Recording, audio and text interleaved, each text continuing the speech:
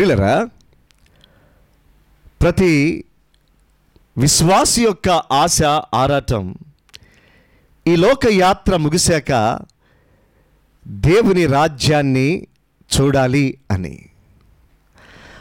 అలాగే ప్రతి క్రైస్తవుని పోరాటము కూడా ఈ లోకాన్ని ఎప్పుడు నేను విడిచిపెడతానా, నా దేవుని రాజ్యాన్ని ఎప్పుడు చేరుకుంటానా అని.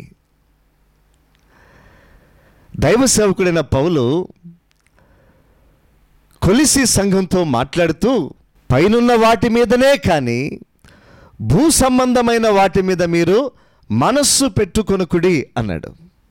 అలాగే హెబ్రీ సంఘానికి తెలియచేస్తూ విశ్వాసులకు తండ్రి అయిన అబ్రహామును గూర్చి దేవుడు దేనికి శిల్పి అయి నిర్మాణకుడై ఉన్నాడో పునాదులు గల ఆ పట్టణము కొరకు అబ్రహాము ఎదురు చూచుచుండెను అని వివరించాడు. అంటే ప్రియులారా, ప్రార్థనాపరులు, విశ్వాసులు, పరిశుద్ధులు వారు దేవుని రాజ్యాన్ని కాంక్షిస్తూ ఉండాలి, దేవుని రాజ్యాన్ని చూడాలి అనే ఒక బలమైన కోరిక కలిగి ఉండాలి. పౌలు తన జీవితంలో ఆశ్చర్యకరమైన అనుభవాన్ని మనతో పంచుకుంటున్నాడు. రండి, కొరింథీయులకు రాసిన 2వ పత్రిక 12వ అధ్యాయము మొదటి 6 వచనాలు నేను చదువుతున్నాను. ప్రియులరా, అతిశయపడుట నాకు తగదు గాని అతిశయపడవలసి వచ్చినది. ప్రభువు దర్శనములను గూర్చియు ప్రత్యక్షతలను గూర్చియు చెప్పుదును. క్రీస్తునందున్న యొక్క మనిషిని నేను ఎరుగుదును. అతడు 14 సంవత్సరముల క్రిందట 3వ ఆకాశమునకు కొనిపోబడెను. అతడు శరీరముతో కొనిపోబడినో నేను ఎరుగను, శరీరము లేక కొనిపోబడినో నేను ఎరుగను, అది దేవునికే తెలియను. అట్టి మనిషిని నేను ఎరుగుదును. అతడు పరదేశులోనికి కొనిపోబడి వచింపశక్యము కాని మాటలు వినెను. ఆ మాటలు మనుష్యుడు పలకకూడదు. అతడు శరీరముతో కొనిపోబడినో శరీరము లేక కొనిపోబడినో నేను ఎరుగను, అది దేవునికే తెలియను. అట్టి వాని గూర్చి అతిశయింతును. నా విషయమైతేనో నా బలహీనత ఎందేగాక వేరు విధముగా అతిశయింపను. అతిశయపడుటకు ఇచ్చయించినను నేను సత్యమే పలుకుదును గనుక అవివేకిని కాకపోదును. గాని నా యందు ఎవడైనను చూచిన దానికన్నను నా వలన వినిన దానికన్నను నన్ను ఎక్కువ ఘనముగా ఎంచునేమో అని అతిశయించుట మానుకొనుచున్నాను. ప్రియులరా, ఈ సందర్భం దైవ సేవకుడైన పౌలు యొక్క ఆశ్చర్యకరమైన ఒక ప్రత్యక్షత. దేవుడు తనని 3వ ఆకాశానికి తీసుకుని వెళ్ళాడు. అక్కడ అద్భుతమైనటువంటి దర్శనాలు చూశాడు. అలాగే పరవశింపచేసేటువంటి స్వరాన్ని కూడా విన్నాడు. అయితే పౌలు అంటాడు, అతడు శరీరముతో కొనిపోబడ్డాడో శరీరము లేకుండా కొనిపోబడ్డాడో నేను ఎరుగను అంటున్నాడు. అంటే పౌలు యొక్క భక్తి జీవితంలో ఎంత యథార్థత కనబరుస్తున్నాడో చూడండి. తన విశ్వాస జీవితంలో ఎంత విధేయత కనబరుస్తున్నాడు. తన పరిచర్య జీవితంలో నీతిని, దేవుని భయాన్ని కూడా మనం చూడొచ్చు పౌల్లో. ఏమో, ఒక్క అక్షరము కూడా నేను తప్పు చెప్పకూడదు, ఒక పొల్లు కూడా అబద్ధం ఆడకూడదు. ఎంతగా మనస్సాక్షి పౌలుని నడిపిస్తుందండి. ఇది నా స్వీయ అనుభవం అని చెప్పటానికి కూడా ధైర్యం చేయలేకపోతున్నాడు పౌలు. సంశయిస్తున్నాడు. ఎందుకు? ఒకవేళ ప్రజలు దేవుణ్ణి విడిచిపెట్టి నాకు ప్రాధాన్యత ఇస్తారేమో అనే భయాన్ని పౌలు వ్యక్తపరుస్తూ ఉన్నాడు. ప్రియులారా, ఎంతగా ఆలోచిస్తున్నాడండి. 14 సంవత్సరాలుగా ఈ ప్రత్యక్షతను ఎవరికి వివరించలా, తనలోనే దాచుకున్నాడు. అంటే తన విశ్వాస జీవితంలో కానీ తన పరిచర్య జీవితంలో కానీ ఎంతగా తనను తాను తగ్గించుకొని ఉండేవాడో పౌలు. అవును, పౌలు అనేకులకు మాదిరి ప్రియులరా. ఆమేన్, హల్లెలూయా. అనేక మంది సేవకులకు మాదిరి. నన్ను ఈ సందర్భంలో బాగా ఆకర్షించుకున్న అంశం ఏంటంటే 2వ వచనంలో అతడు 3వ ఆకాశమునకు కొనిపోబడెను. 3వ ఆకాశమునకు అంటే 1, 2 ఆకాశాలు ఉన్నాయనే కదా అర్థం. రండి, కీర్తన గ్రంథం 19వ కీర్తన మొదటి వచనం మొదటి భాగం చూస్తే ఆకాశములు దేవుని మహిమను వివరించుచున్నవి అని వ్రాయబడింది. ఆకాశములు. అలాగే 8వ కీర్తన 3వ వచనం మొదటి భాగం చూస్తే నీ చేతి పని అయిన నీ ఆకాశములను అని వ్రాయబడింది. నీ ఆకాశములను. అలాగే ప్రియులారా, మొదటి వచనం మొదటి భాగం చూస్తే యెహోవా ప్రభువా ఆకాశములలో నీ మహిమను కనబరుచువాడా అని వ్రాయబడింది. ఆకాశములలో. అలాగే ప్రియులారా, మొదటి రాజుల గ్రంథం 8వ అధ్యాయము 27వ వచనం చూస్తే ఆత్మపూర్ణుడైన సొలొమోను మాట్లాడుతూ నిశ్చయముగా దేవుడు ఈ లోకమందు నివాసము చేయడు, ఆకాశ మహాకాశములు సహితము నిన్ను పట్టజాలవు. ఆకాశ మహాకాశములు సహితము నిన్ను పట్టజాలవు. ప్రియులరా, మనము చూసే ఆకాశమే కాకుండా ఇంకా కొన్ని ఆకాశాలు ఉన్నాయి అని పరిశుద్ధాత్మ దేవుడు మనతో చెప్పాలనుకుంటున్నాడు. ఆమేన్, హల్లెలూయా. ప్రియులరా, ఎన్ని ఆకాశాలు ఉన్నాయి? అవి ఎలా ఉన్నాయి? దయచేసి రండి, ప్రకటన గ్రంథం 10వ అధ్యాయము 4వ వచనం చూస్తే ఆ 7 ఉరుములు పలికినప్పుడు నేను వ్రాయబోచుండగా 7 ఉరుములు పలికినప్పుడు అంటే ఈ మాటను ఆధారము చేసుకుని 7 ఆకాశాలు ఉన్నాయి అని కొందరి వాదన. మరికొందరైతే 4 ఆకాశాలు ఉన్నాయి అంటారు. కానీ వాటికి నిరూపణ లేదండి. కానీ పౌలు అంటున్నాడు అతడు 3వ ఆకాశములోనికి కొనిపోబడెను. మరి మొదటి ఆకాశం ఏంటి? 2వ ఆకాశం ఏంటి? ప్రియులరా, పరిశుద్ధ గ్రంథమైన బైబిల్లో 1వ అధ్యాయం 1వ వచనం చూస్తే ఆదియందు దేవుడు భూమి ఆకాశములను సృజించెను. ఆకాశములను భూమిని. In the beginning God created the heavens and earth. 104వ కీర్తన 12వ వచనం చూస్తే వాటి ఒడ్డున ఆకాశ పక్షులు వాసము చేయును, కొమ్మల నడుమ అవి సునాదము చేయును. అంటే ఆకాశ పక్షులు ఎగరగలిగినంత విశాలపరిచిన ఆకాశము అనర్థం. అలాగే ఆది కాండం 7వ అధ్యాయము 11వ వచనంలో చూస్తే నోవహు వయసు యొక్క 600 సంవత్సరము 2వ నెల 17వ దినమున మహా అగాధ జలముల ఓటలన్నీ ఆ దినమందే విడవబడెను. ఆకాశపు తూములు విప్పబడెను. 40 పగళ్లను 40 రాత్రులను ప్రచండ వర్షము భూమి మీద కురిసెను. అంటే కంటికి కనిపించే మేఘాలు, వర్షించే ఆకాశము. ఇది మొదటి ఆకాశం ప్రియులరా. ఇది ప్రకృతి సంబంధమైనది. ఆమేన్. ఇక 2వ ఆకాశం ఏంటి? మత్తయి సువార్త 24వ అధ్యాయము 29వ వచనం చూస్తే ఆ దినముల శ్రమ ముగిసిన వెంటనే చీకటి సూర్యుని కమ్మును, చంద్రుడు కాంతిని ఇయ్యడు, ఆకాశము నుండి నక్షత్రములు రాలును, ఆకాశమందలి శక్తులు కదలింపబడును. అలాగే ప్రియులరా, ద్వితీయోపదేశ కాండం 4వ అధ్యాయానికి రండి. 19వ వచనం నేను చదువుతున్నాను. సూర్య చంద్ర నక్షత్రములైన ఆకాశ సైన్యమును చూచి మరలు కొల్పబడి నీ దేవుడైన యెహోవా సర్వాకాశము క్రిందనున్న సమస్త ప్రజల కొరకు పంచిపెట్టిన వాటికి నమస్కరించి వాటిని పూజింపకుండునట్లును మీరు బహు జాగ్రత్త పడుడి. ప్రియులారా, వింటున్నారా?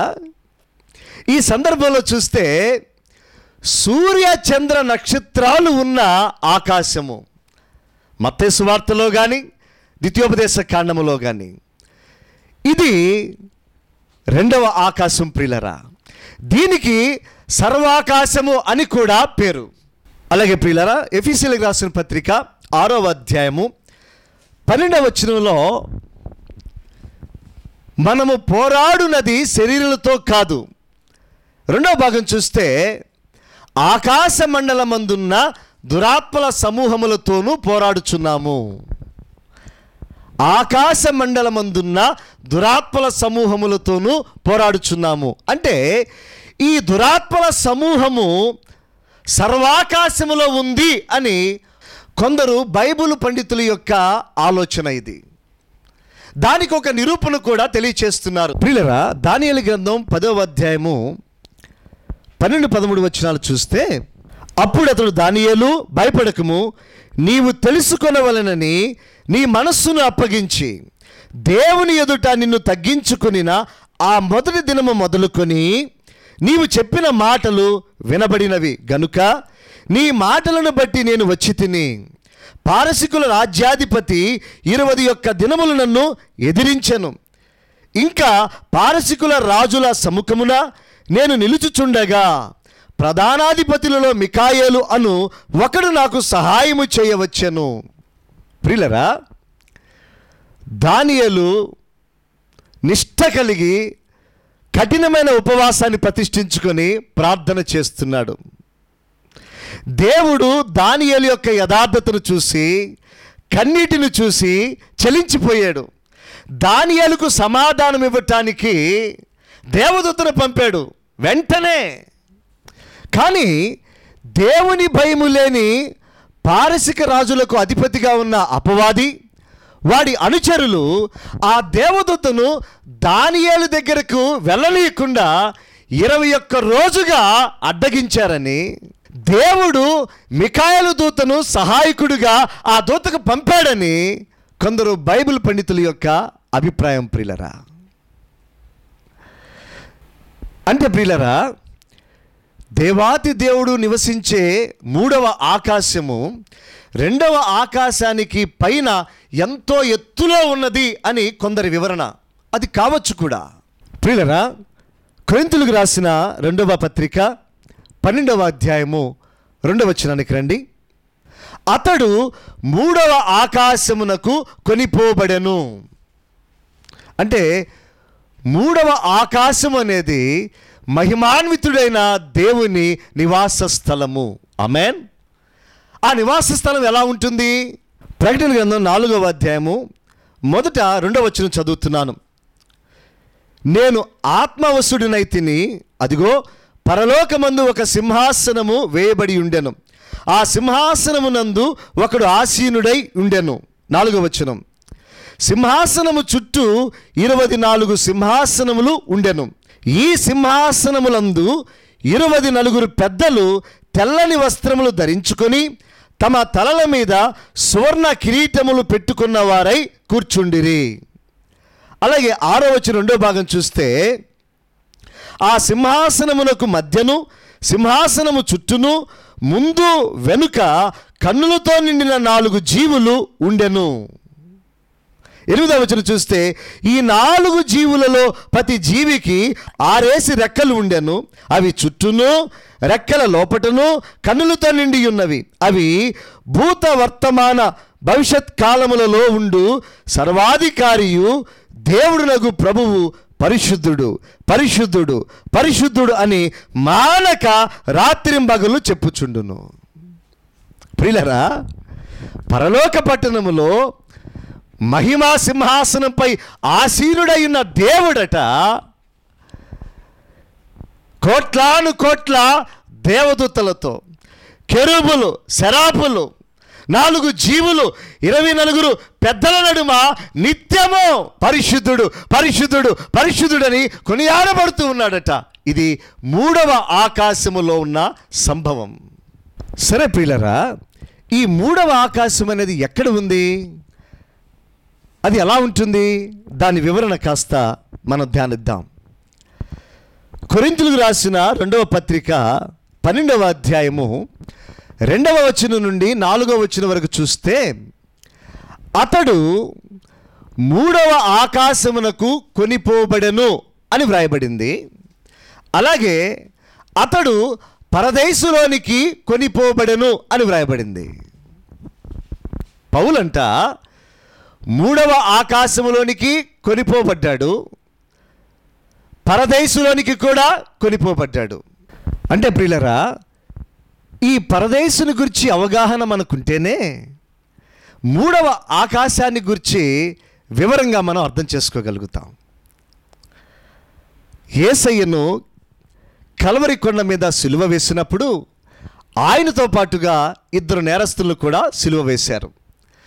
వారిలో ఒక నేరస్తుడు యేసుని రక్షకుడిని గుర్తించి అంగీకరించి పశ్చాత్తాపపడి, యేసు, నీ రాజ్యంలోనికి నువ్వు వచ్చినప్పుడు నన్ను జ్ఞాపకం చేసుకో,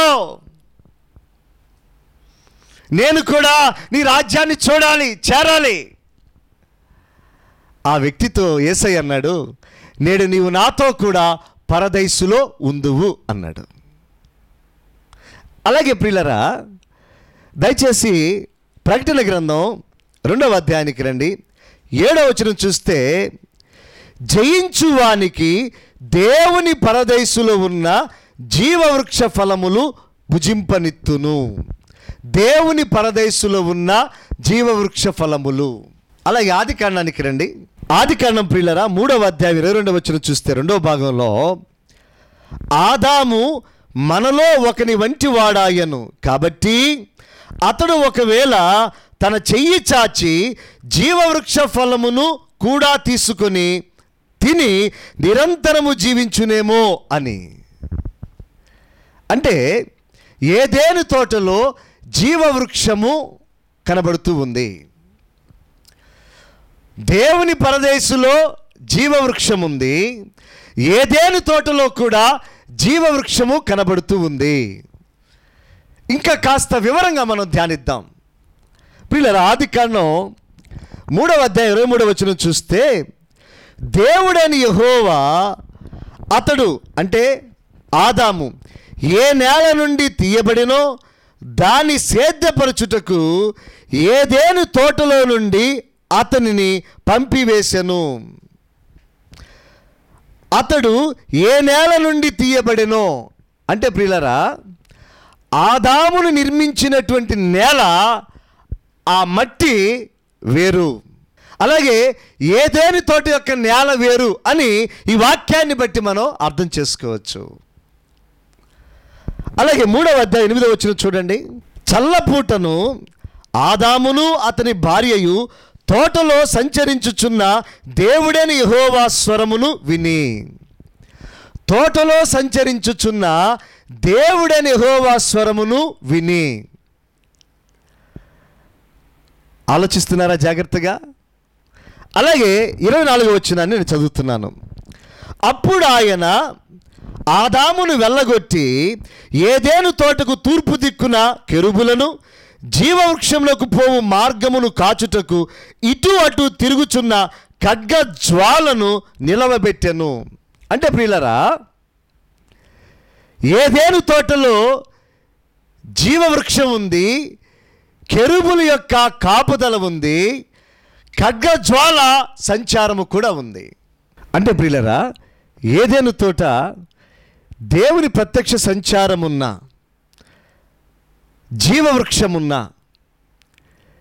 అలాగే కెరూబులు ఖడ్గజ్వాల పర్యవేక్షణ ఉన్న అది పవిత్రమైన స్థలము అని మనం జ్ఞాపకం చేసుకోవాలి. అలాగే ప్రియులరా, నోవహు కాలంలో చూడండి 6వ అధ్యాయము 13వ వచనంలో చూస్తే, దేవుడు నోవహుతో సమస్త శరీరాల మూలముగా భూమి బలత్కారముతో నిండి ఉన్నది గనుక నా సన్నిధిని వారి అంతము వచ్చి ఉన్నది.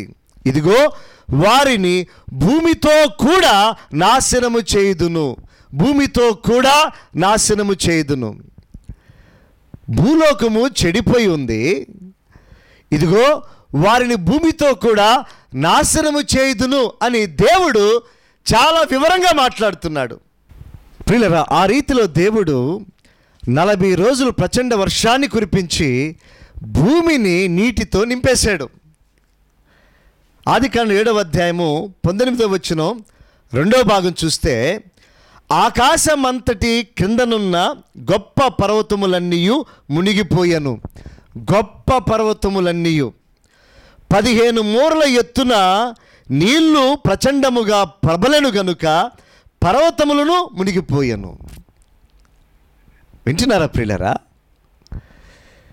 గొప్ప పర్వతాలన్నీ కూడా నీటితో ముంచబడ్డాయి.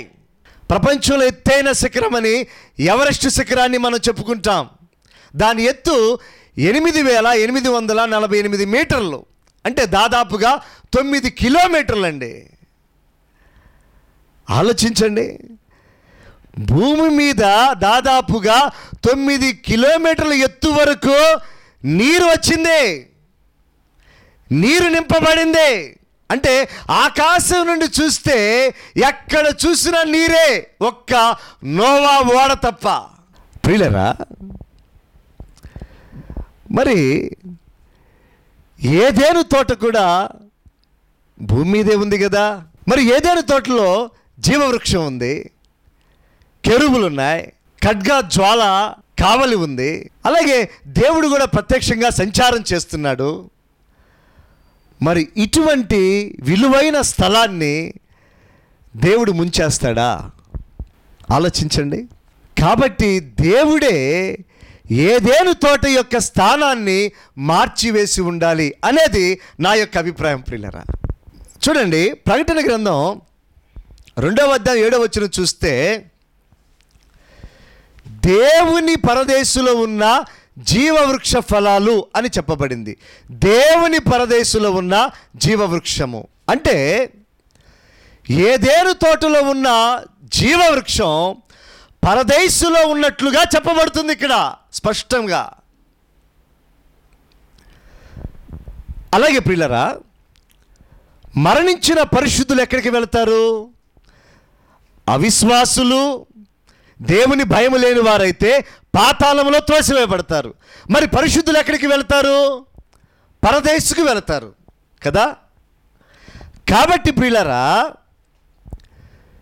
దేవుడు ఆయన పోలికలో నిర్మాణము చేయబడినటువంటి మానవుడు ఆయన నాటిన ఏదేను తోటలో విహరించాలని, ఆ అందాన్ని ఆస్వాదిస్తూ దేవుణ్ణి ఘనపరచాలని కోరుకున్నాడు దేవుడు.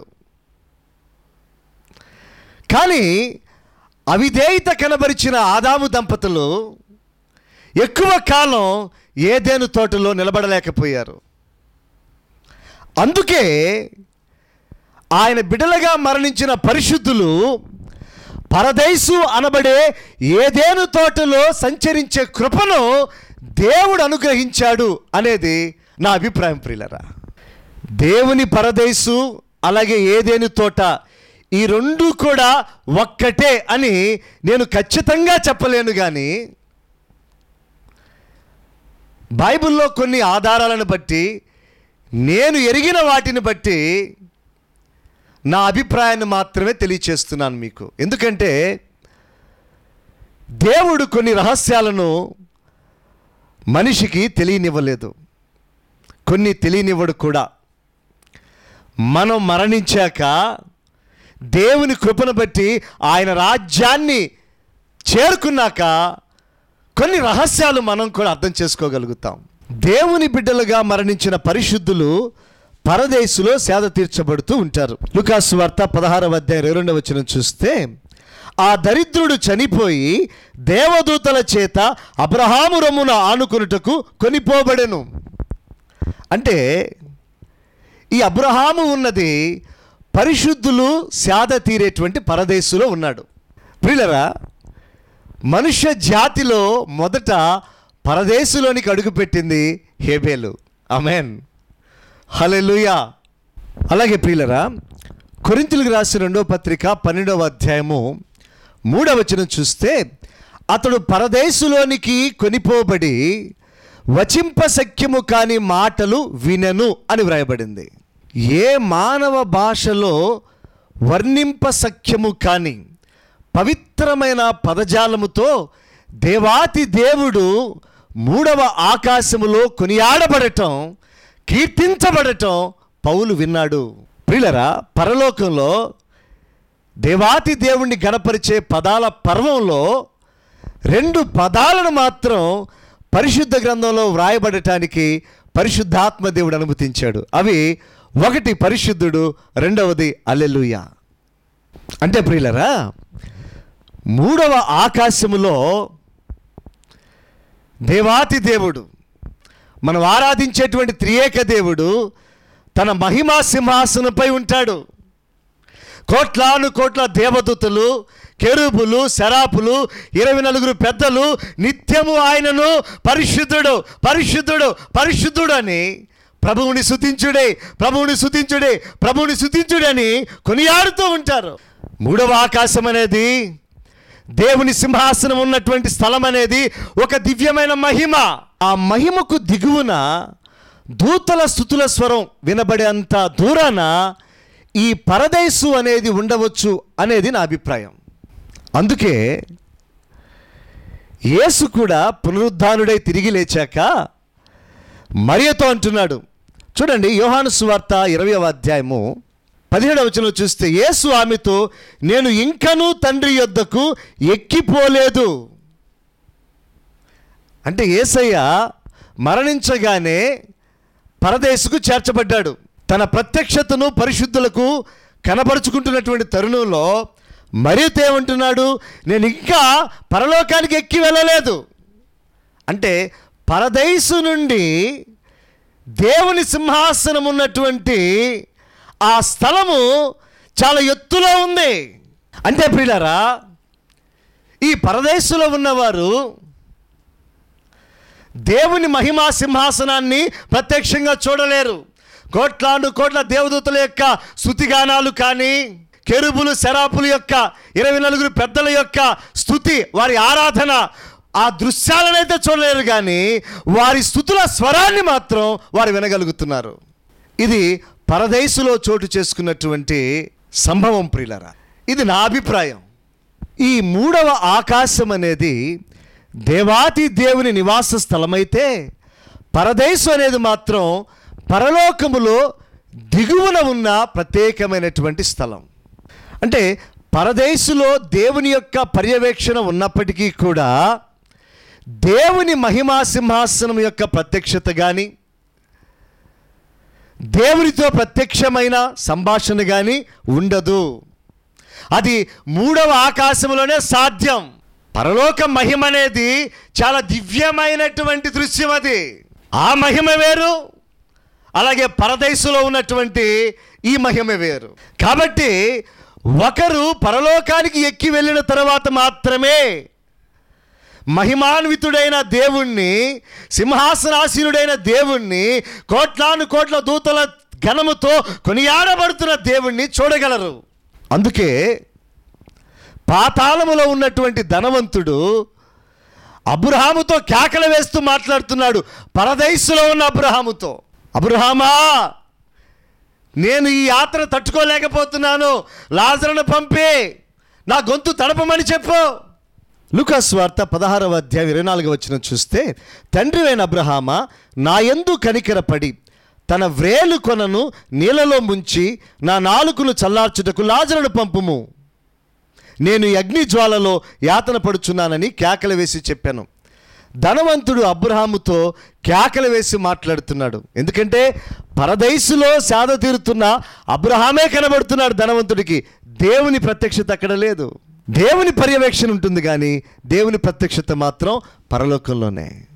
ప్రియులరా, ఈ పరదేశుని గురించి ఇంకా కాస్త వివరంగా మనం మాట్లాడుకుంటే, ప్రకటన గ్రంథానికి రండి, 21వ అధ్యాయము 2-3 వచనాలు చూస్తే, మరియు నేను నూతనమైన యెరూషలేము అను ఆ పరిశుద్ధ పట్టణము తన భర్త కొరకు అలంకరింపబడిన పెండ్లి కుమార్తె వలె సిద్ధపడి పరలోకమందున్న దేవుని యొద్ద నుండి దిగివచ్చుట చూచితిని. అప్పుడు ఇదిగో దేవుని నివాసము మనుషులతో కూడా ఉన్నది. ఆయన వారితో కాపురముండును, వారు ఆయన ప్రజలయ్యుందురు. దేవుడు తానే వారి దేవుడయ్యుండి వారికి తోడయ్యుండును. అంటే ఈ పరదేశుకు నూతన యెరూషలేము అని మరొక పేరు కూడా ఉంది ప్రియులారా. అంటే పరిశుద్ధులు పరదేశు నుండి దిగి వస్తారు. అది ఎప్పుడు? దేవుని రెండవ రాకడ సమయంలో, క్రీస్తు రెండవ రాకడ సమయంలో పరిశుద్ధులు పరదేశు నుండి దిగి వస్తారు. అంటే ఇక్కడ పరదేశు అనేది అలంకరించబడిన పెండ్లి కుమార్తె వివాహ వేడుక ద్వారా తన భర్తతో జీవితాంతము కాపురము చేయటానికి ఎలాగైతే విడిది ఇంట్లో ఉండి ఎదురు చూస్తూ ఉంటుందో, ఎప్పుడు పెండ్లయిద్దా, ఎప్పుడు నా భర్త ఇంటికి వెళతానా, ఎప్పుడు నేను జీవితాంతం నా భర్తతో కాపురం చేసుకుంటూ ఉంటానా అని అలంకరించబడిన పెండ్లి కుమార్తె విడిది ఇంట్లో ఎదురు చూస్తూ ఉంటుంది. అలాగే దేవునికి లోబడి జీవించినటువంటి విశ్వాసులు ఆదాము మొదలుకొని, అలాగే యేసుని విశ్వసించి రక్షించబడిన పరిశుద్ధులు కూడా దేవుని తీర్పు అనే పెండ్లి వేడుక జరిగాక వరుడైన యేసయ్య ఇంట్లో, అంటే పరలోక పట్టణములో యుగయుగాలు నివసించటానికి పరదేశు అనే విడిది ఇంట్లో ఎదురు చూస్తూ ఉంటారు. ఆమేన్, హల్లెలూయా. మరి పరదేశు నుండి వచ్చినటువంటి ఆ పరిశుద్ధ సంఘం ఎలా మారుతుంది? దయచేసి యోహాను సువార్తకి రండి, 5వ అధ్యాయము 28వ వచనం చూస్తే, దీనికి ఆశ్చర్యపడకుడి, ఒక కాలము వచ్చుచున్నది, ఆ కాలమున సమాధులలో ఉన్నవారందరూ ఆయన శబ్దము విని మేలు చేసిన వారు జీవ పునరుద్ధానమునకును, కీడు చేసిన వారు తీర్పు పునరుద్ధానమునకును బయటికి వచ్చెదరు. ప్రియులరా, క్రీస్తు రెండవ రాకడ సమయంలో కొన్ని పరిణామాలు చోటు చేసుకుంటాయి. అంటే పరదేశు నుండి దిగి వచ్చినటువంటి పరిశుద్ధుల సంఘము కావచ్చు, అలాగే పాతాళము నుండి వచ్చినటువంటి వారు కూడా కావచ్చు. మరి తిరిగి వీరిరువురి యొక్క ఆత్మలను, పరిశుద్ధులైనా అలాగే అపవిత్రులైన పాపులైన వీరిరువురి ఆత్మలు మరలా వారి వారి సమాధుల్లోనికి పంపబడతాయి. క్రీస్తు రాకడ సమయంలో ఆ సమాధులు తెరవబడతాయి. చూడండి, ప్రకటన గ్రంథానికి రండి, 20వ అధ్యాయానికి రండి, 13వ వచనం చూస్తే, సముద్రము తనలో ఉన్న మృతులను అప్పగించెను. వింటున్నారా? క్రీస్తు రెండవ రాకడ సమయంలో సంభవించేటువంటి పరిణామాలు ఇవి. సముద్రము తనలో ఉన్న మృతులను అప్పగించెను, మరణమును పాతాళ లోకమును వాటి వశమునున్న మృతులను అప్పగించెను. మరణమును పాతాళ లోకమును అంటే పాతాళములో నుండి కూడా మరి తిరిగి ఆత్మలు వారి వారి సమాధులలోనికి, ఎక్కడైతే వారి దేహాలు మట్టిలో కలిసిపోయాయో ఆ ప్రాంతాలకు అవి పంపబడతాయి. మరణమును పాతాళ లోకమును వాటి వశమునున్న మృతులను అప్పగించెను, వారిలో ప్రతివాడు తన క్రియల చొప్పున తీర్పు పొందెను. ఈ రీతిలో ప్రియులారా, పరదేశు నుండి వచ్చినటువంటి పరిశుద్ధుల ఆత్మలు కానీ, పాతాళము నుండి పంపబడినటువంటి అవిశ్వాసులు వేషధారుల యొక్క ఆత్మలు కానీ మరి తిరిగి వారి వారి సమాధులలోనికి పంపబడతాయి. క్రీస్తు రెండవ రాకడ సమయంలో వారు మరలా లేపబడతారు. మరణించిన వారు క్రీస్తు రెండవ రాకడ సమయంలో ఎలా తిరిగి లేస్తారు చూడండి. కొరింథీయులకు రాసిన మొదటి పత్రిక 15వ అధ్యాయము 42-43 వచనాలు చూడండి. మృతుల పునరుద్ధానమును అలాగే శరీరము క్షయమైనదిగా విత్తబడి అక్షయమైనదిగా లేపబడును. ఘనహీనమైనదిగా విత్తబడి మహిమ గలదిగా లేపబడును. బలహీనమైనదిగా విత్తబడి బలమైనదిగా లేపబడును. ప్రకృతి సంబంధమైన శరీరముగా విత్తబడి ఆత్మ సంబంధమైన శరీరముగా లేపబడును. ఈ రీతిలో ప్రియులారా, క్రీస్తు రెండవ రాకడ సమయంలో కొన్ని పరిణామాలు చోటు చేసుకుంటాయి. ఆ తర్వాత చూడండి, మత్తయి సువార్త 25వ అధ్యాయము 31వ వచనం చూస్తే, తన మహిమతో మనుష్య కుమారుడును ఆయనతో కూడా సమస్త దూతలను వచ్చినప్పుడు ఆయన తన మహిమ గల సింహాసనం మీద ఆసీనుడై ఉండును. ఇది సర్వమానవాళికి సృష్టికర్త అయిన క్రీస్తు చెప్పబోయేటువంటి తీర్పు అండి. ఆయన సింహాసనం మీద కూర్చుంటాడు. మానవాళి అంతా ఆయన ఎదుట రెండు గుంపులుగా పోగు చేయబడతారు. చూడండి 32వ వచనం, అప్పుడు సమస్త జనములు ఆయన ఎదుట పోగు చేయబడుదురు. 34వ వచనం చూస్తే, అప్పుడు రాజు తన కుడివైపున ఉన్న వారిని చూచి, నా తండ్రి చేత ఆశీర్వదింపబడిన వారులారా రండి, లోకము పుట్టినది మొదలుకొని మీ కొరకు సిద్ధపరచబడిన రాజ్యమును స్వతంత్రించుకొనుడి. ఎవరైతే ఈ లోకములో క్రీస్తుని విశ్వసించి లేక దేవుని వాక్యానుసారంగా ఆయన ఆజ్ఞలకు కట్టుబడి జీవించి మరణించారో, దేవుని భూమి మీద మహిమపరుస్తూ జీవించి మరణించారో, వారిని క్రీస్తు రెండవ రాకడ సమయంలో పరదేశం నుండి పిలువబడిన వారిని క్రీస్తు రెండవ రాకడ సమయంలో దేవాతి దేవుని యొక్క నివాసము, ఆయన మహిమా సింహాసనం ఉండే పరలోక పట్టణానికి ఆయన చేరుస్తాడు. అలాగే 41వ వచనం చూస్తే, అప్పుడు ఆయన ఎడమ వైపున ఉండు వారిని చూచి, శపింపబడిన వారులారా నన్ను విడిచి అపవాదికిని వాని దూతలకును సిద్ధపరచబడిన నిత్యాగ్నిలోనికి పోవుడి. పాతాళములో నుండి పిలువబడిన వారినైతే నిత్య నరకాగ్నిలోనికి దేవుడు త్రోసివేస్తాడండి. ఈ రీతిలో క్రీస్తు న్యాయపీఠం ఉంటుంది. పరిశుద్ధులకు అలాగే అపవిత్రులకు, పాపులకు దేవుడు తీర్పు చెప్తాడు. ప్రియులారా, మరణం అనేది ప్రతి మనిషికి కూడా తప్పనిసరి అయినటువంటి అనుభవమే. మరి మరణం తర్వాత ఎవరు ఎక్కడికి వెళ్తారు, ఏమైపోతారు? ప్రభువుని విశ్వసించి రక్షించబడి ఆయన బిడ్డగా ఈ లోకములో జీవించి మరణిస్తే మరణం తర్వాత ఆ వ్యక్తి పరదేశుకు చేర్చబడతారు. క్రీస్తుని విశ్వసించకుండా వేషధారులుగా ఉండి ఈ లోకంలో ఇష్టానుసారంగా జీవించి మరణించిన వారైతే వారి ఆత్మలు పాతాళానికి త్రోసివేయబడతాయి. ఆ తర్వాత క్రీస్తు రెండవ రాకడ సమయంలో తీర్పు అనంతరం పరదేశంలో ఉన్నవారైతే శాశ్వతమైన దేవుని రాజ్యములోనికి చేర్చబడతారు.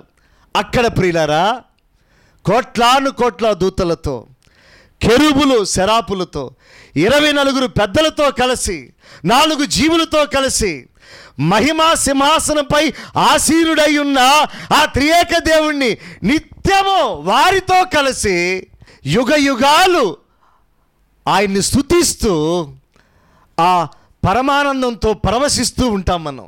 ఎవరు? పరదేశుకు చేర్చబడిన వారు. పరదేశు నుండి దేవుని రాజ్యానికి చేర్చబడతారు. అలాగే ప్రియులారా, పాతాళము నుండి బయటకు రప్పించబడిన వారైతే నిత్య నరకాగ్నిలో వారు త్రోసివేయబడతారు. అక్కడ అగ్ని ఆరదు, పురుగు చావదు. యుగ యుగాలు మహావేదన, తరతరాలుగా కేకలు వేయటమే, అరుపులతో యాతన పడటమే నిత్య నరకాగ్ని యొక్క ఘోరమైన శ్రమది. ప్రియ సోదరి సోదరుడా, వింటున్నావా? ఆలోచిస్తున్నావా? నీ మరణము తర్వాత నీ ఆత్మకి ఏది కావాలని నువ్వు కోరుకుంటున్నావు? పరదేశకు చేర్చబడి ఆ తదుపరి యుగయుగాలు దేవుని రాజ్యములో మహదానందాన్ని అనుభవించాలనా, లేకపోతే మరణము తర్వాత పాతాళంలో త్రోసివేయబడి ఆ తదుపరి నిత్య నరకాగ్నిలో యుగయుగాలు కాలిపోవాలనా? ఏది కోరుకుంటున్నావు నీ ఆత్మకి? ఆలోచించుకో. దేవుడు తన దివ్యమైన ఈ మాటలు మన వినికిడిలో దీవించునుగాక. ఆమేన్.